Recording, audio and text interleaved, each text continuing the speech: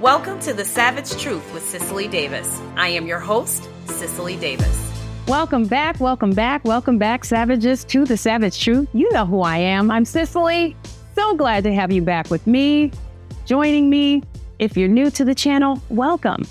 Thank you for stopping by. Bring someone in next time you tune in. For those of you who are loyalists, those of you who are returning, thank you so very much. You know I appreciate you. Could not do that or do this without you. Thank you for spending your precious time. But whether you're new or returning, my ask is always the same, and that is what? You know what it is. Please like, share, subscribe, and leave a positive review on Apple Podcasts, Spotify, and YouTube as we get into this week's Haps. Now, before we get into this, I really do want to take some time here to just take a little moment to acknowledge those who have lost and are suffering in the aftermath of Hurricane Helene and, of course, the impact of Hurricane Milton as well.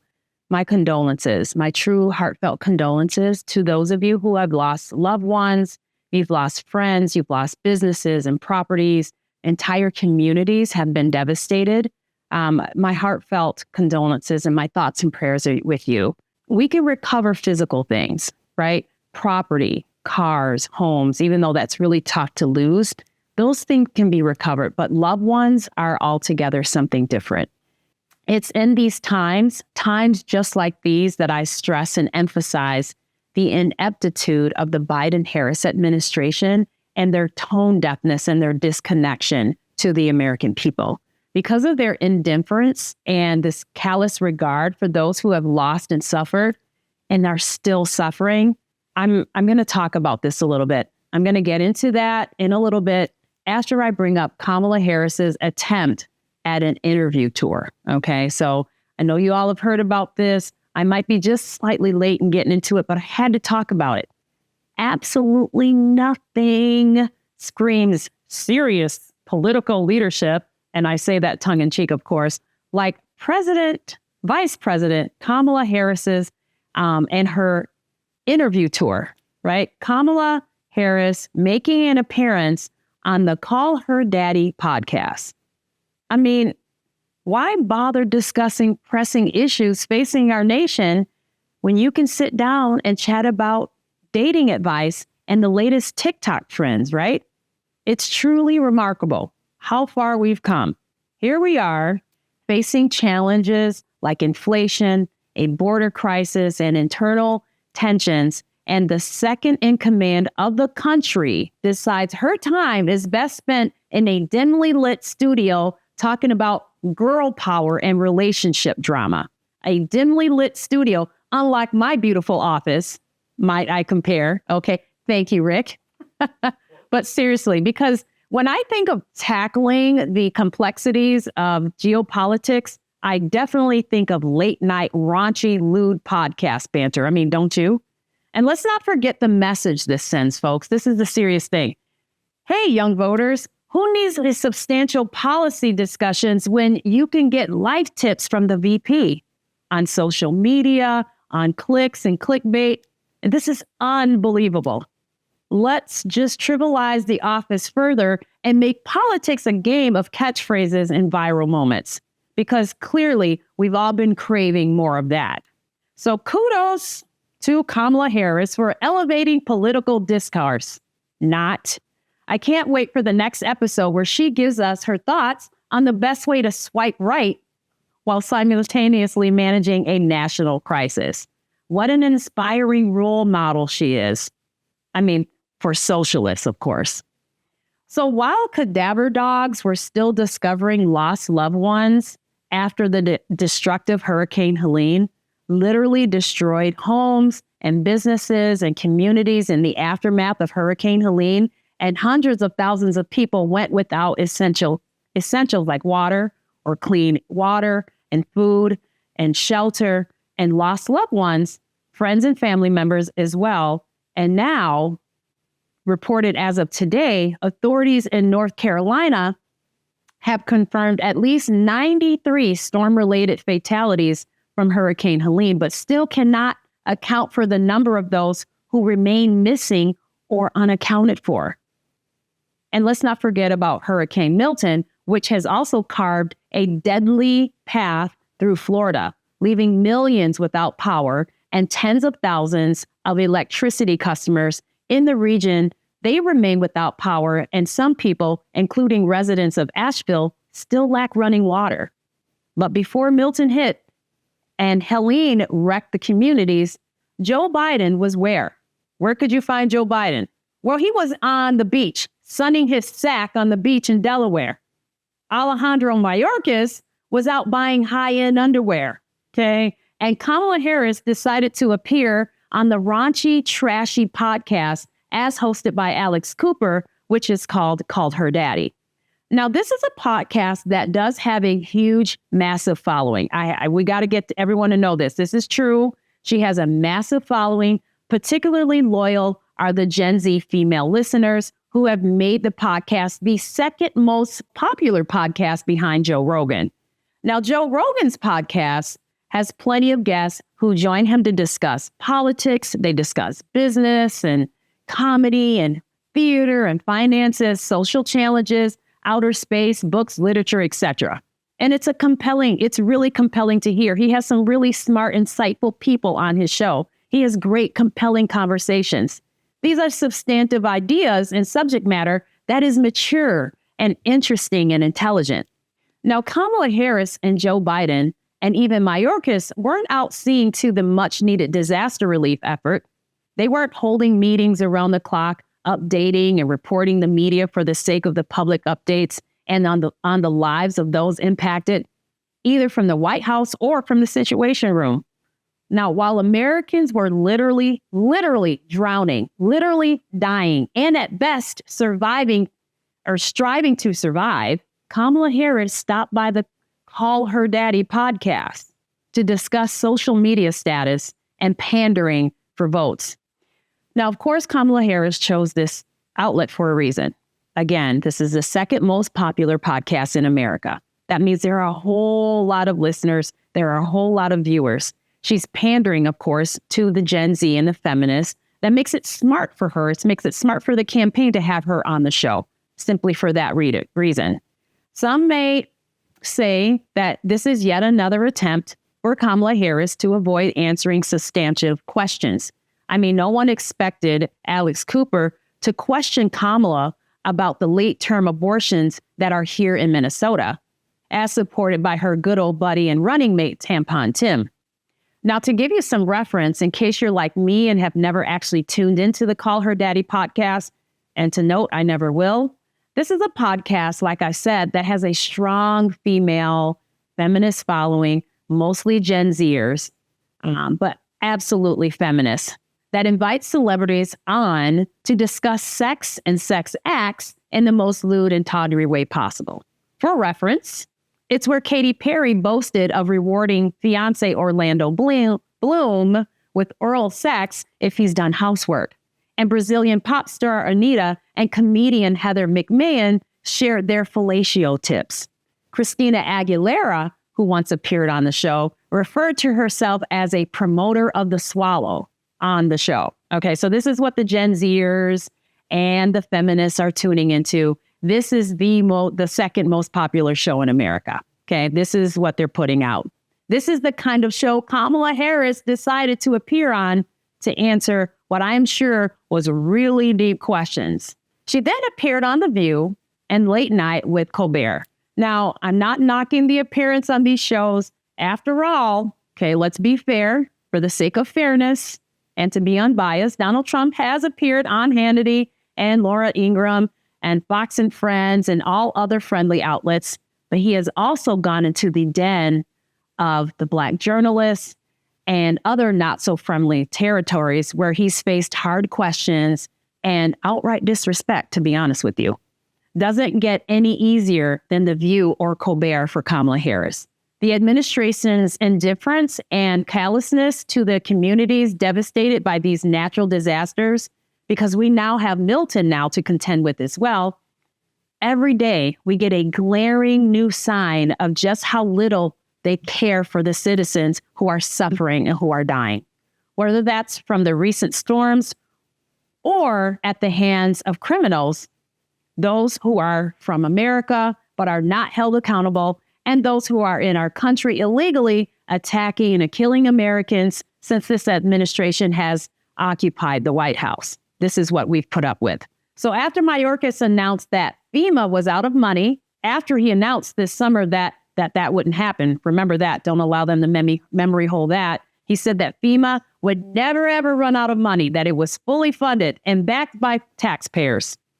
Whoever is running Kamala Harris's social media accounts announced that, and I quote, "We're going to spend $250 million on providing food and shelter and humanitarian assistance." But it's not going to Americans, folks. It's going to foreign lands, and specifically Lebanon. And this is who the Democrats and their supporters want for the next president of the United States. The person who avoids the press, and when asked, are Americans better off today than they were 4 years ago? Her answer is, I was brought up in a middle-class family, blah, blah, blah, blah, blah. Now, here's the next Democratic presidential candidate, because I can't call her a nominee because she wasn't actually nominated. Here she is speaking to an audience, and the teleprompter goes out, and she stumbles and does a piss-poor job of speaking off the cuff because she is an empty shell. She is empty-headed, and outside of the words that are fed to her, she crumbles. Listen to where she realizes the teleprompter is out. Remember his number, 32. Today we got 32 days until the election.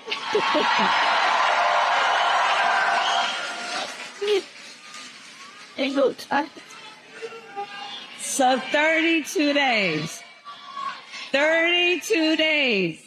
Okay, we got some business to do. All right. 32 days. And we know we will do it.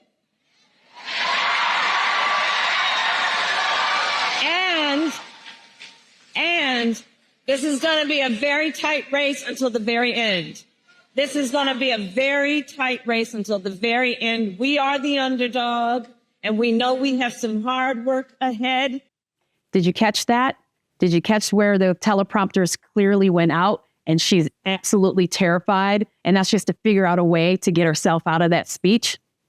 This is who Democrats want to sit in front of Xi Jinping. This is a person they want to send to negotiate in front of Putin. This is the person we're supposed to trust to negotiate and face off with Iranian leaders. This is the person who is supposed to be the best of Americans to represent us around the world. Surely we have better candidates. And I'm telling you, we do. And it's on the Trump fans' ticket. Now, when I talk about ineptitude, I can't help but think about the absurd lawsuit that is now happening in North Carolina. It's absolutely mind-boggling how the DOJ is throwing around accusations of racism against a fire department in North Carolina for their hiring practices. So apparently, the idea of evaluating applicants based on qualifications and experience and merit is now considered racist. How do we get to a point where trying to maintain standards and public safety is viewed through such a warped lens? This lawsuit is a prime example of the government overreach that's become all too common. Instead of focusing on actual qualifications that keep our community safe, we have the DOJ, Joe Biden's DOJ, prioritizing social engineering over competence.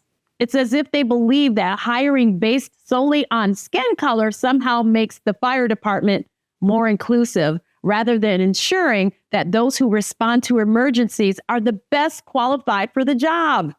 What's next? Are we going to see lawsuits against police departments for not hiring based on racial quotas instead of actual policing skills? This approach just doesn't work. It doesn't work. It doesn't just undermine public safety. It sends a damaging message that qualifications and merit simply doesn't matter anymore.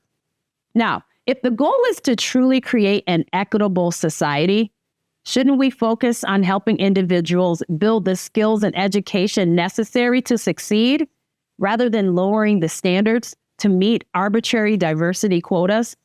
This lawsuit is not only misguided, it's a slap in the face to all those hardworking individuals who strive to achieve their dreams through merit and hard work.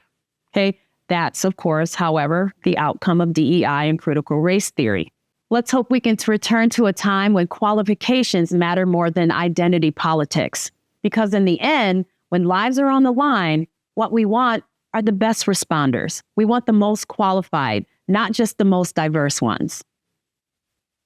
And moving on, Donald Trump heads a massive rally in California. With just 23 days left until Election Day and voters already casting ballots, former President Donald Trump railed supporters in the California desert while railing against the state's Democratic leadership, notably his presidential rival, Vice President Kamala Harris. Now, Trump blasted California for having the highest inflation, the highest taxes, the highest gas prices, the highest cost of living, the most regulations, the most expensive utilities, the most homelessness, therefore the most feces, the most crime, the most decay, and the most illegal aliens. Other than that, you're doing quite well, actually, Trump said. We're not going to allow Kamala Harris to do to America what she did to California, he commented. The president, he actually spoke shortly after 5 p.m. on a polo field and California ranch located just outside the city of Coachella. But supporters lined up hours earlier in the scorching desert heat to see the former president, as I would have. And they spent hours in the temperatures that reached 100 degrees. They sought shade in the few spots they could, and large tanks of ice quickly emptied as attendees grabbed fistfuls of cubes and put them under their hats and filled their water bottles. Multiple medical emergencies occurred during the rally, all waiting for the dawn. Trump's visit to the home state of Harris offers him another chance, is what it did. It offered him another chance to bash the liberal policies of the Bay Area, native as well as California itself. One of his favorite refrains on the campaign trail. Now, the Coachella Valley, which is home to a thriving agricultural industry and a large population of Latino farm workers, provides a backdrop for Trump to highlight the region's water and agricultural needs, as well as immigration. Latinos comprise almost 98% of Coachella, according to the U.S. Census. Appropriately identifying California as a sanctuary state, and it is, as he spoke to thousands of supporters, Trump said this: "The people of California are not going to take it anymore." With the presidency on the line in battlegrounds like Wisconsin and Pennsylvania, Donald Trump spent Saturday night in solidly liberal California, seeking to link Vice President Kamala Harris to what he described as the failures of their home state. Trump is almost certain to lose California, and that won't change after his Saturday stop in Coachella, a desert city east of Los Angeles, best known for its annual music festival bearing its name. Still, Trump took advantage of his visit to tear into the nation's most populous state, bringing up its recent struggle with homelessness, water shortages, and a lack of affordability. Harris, the Democratic nominee, was previously the state's junior senator, as you remember, and attorney general, of course. The point of the stop was to still appear and appeal to the people to rally the support for him and who care about him and care about this country. Getting more people to think and vote differently is really important. He also can still, fundraise from California quite well. Getting California to understand that Kamala Harris is responsible for the state of the lives and the well-beings of Californians, that's important. It was important to do that, referring to the state as the paradise lost. Attendees who waited in broiling temperatures that approached 100 degrees said that they didn't expect Trump to win their state, but they were thrilled to see him. And I quote a supporter: "It's like a convention of like-minded people." This was from a supporter named Tom Gibbons of Palm Desert, who backed Trump since 2016, but was unable to see him in person until Saturday. Everybody understands the heartbeat of America, the plight of the working man. It's reassuring. Here's the savage truth of this episode, folks.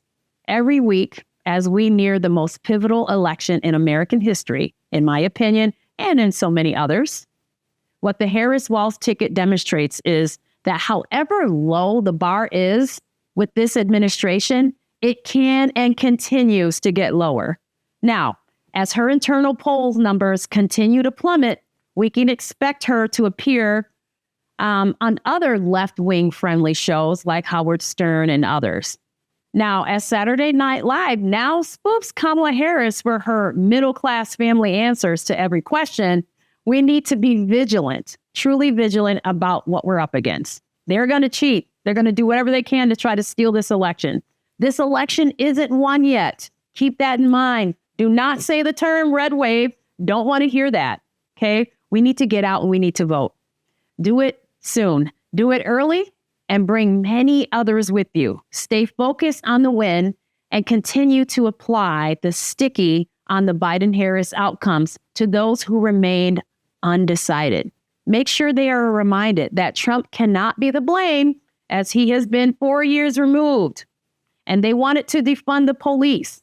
They wanted to allow boys and girls sports and in bathrooms and locker rooms and sororities, etc.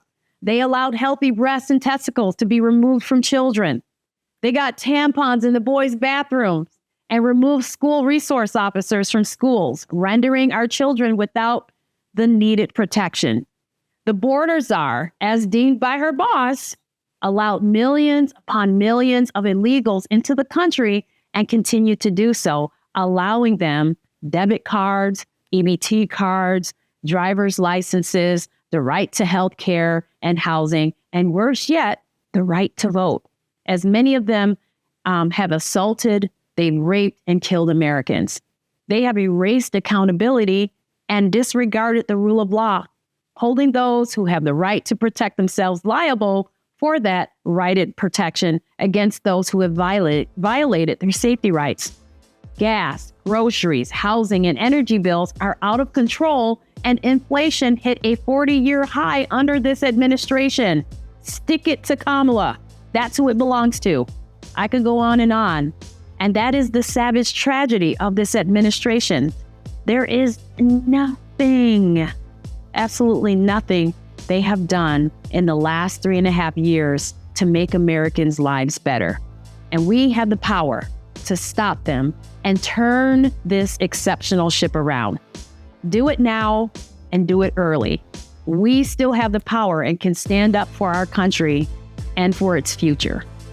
Please like, share, subscribe, and leave a positive review on Apple Podcasts, Spotify, and YouTube. And remember, as always, be bold, be strong, be faithful, be true. Till next time, I'm Cicely. The Savage Truth with Cicely Davis is a production of Front Page Magazine and the David Horowitz Freedom Center. Reproduction of this podcast without express written consent is prohibited.